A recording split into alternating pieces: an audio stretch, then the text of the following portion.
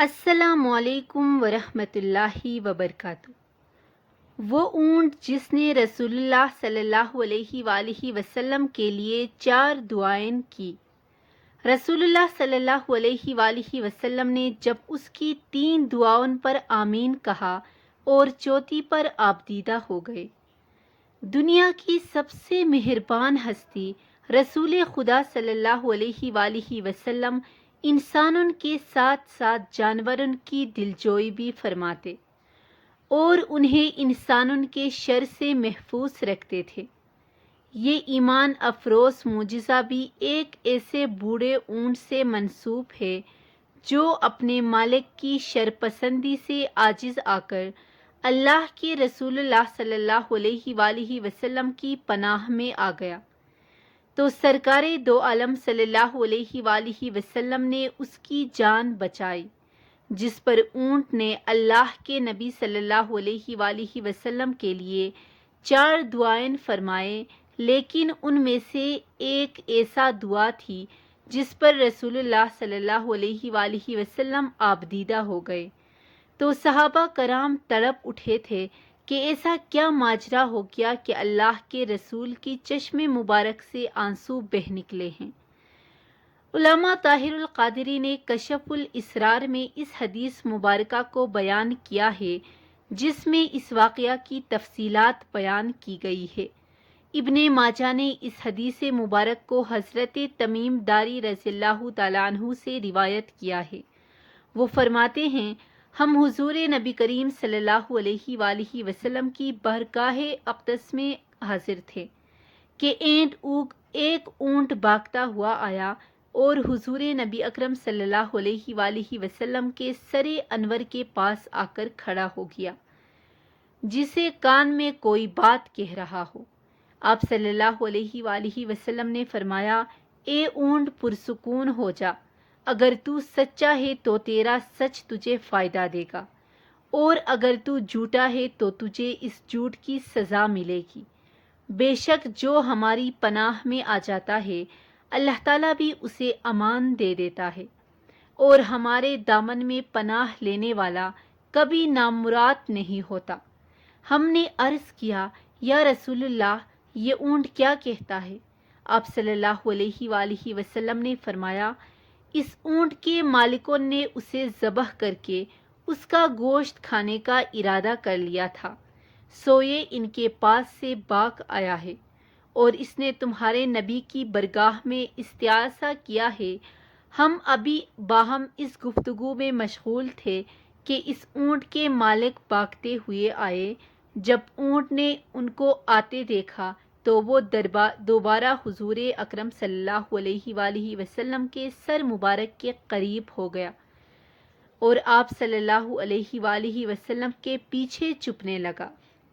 ان مالکوں نے عرض کیا، یا رسول اللہ، ہمارا یہ اونٹ 3 دن سے ہمارے پاس سے بھاگا ہوا ہے اور آج یہ ہمیں آپ کی خدمت میں ملا ہے۔ اس پر آپ صلی اللہ علیہ وآلہ وسلم نے فرمایا، یہ میرے سامنے شکایت کر رہا ہے اور یہ شکایت بہت ہی بری ہے۔ انہوں نے عرض کیا، یا رسول اللہ، یہ کیا کہہ رہا ہے؟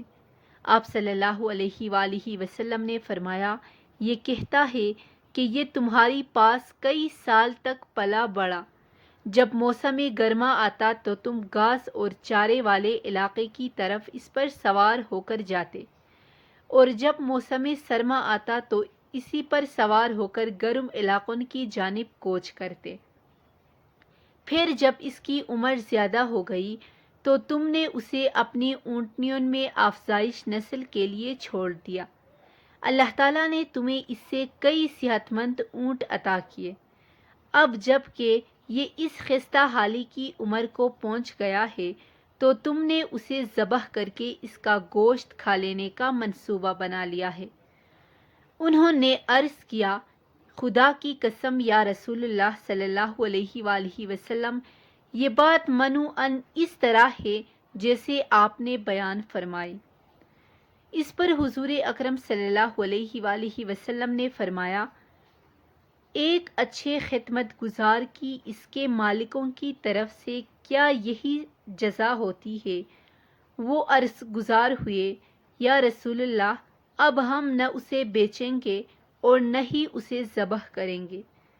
آپ صلی اللہ علیہ وآلہ وسلم نے فرمایا، تم جھوٹ کہتے ہو، اس نے پہلے تم سے فریاد کی تھی مگر تم نے اس کی داد رسی نہیں کی، اور میں تم سب سے بڑھ کر رحم فرمانے والا ہوں۔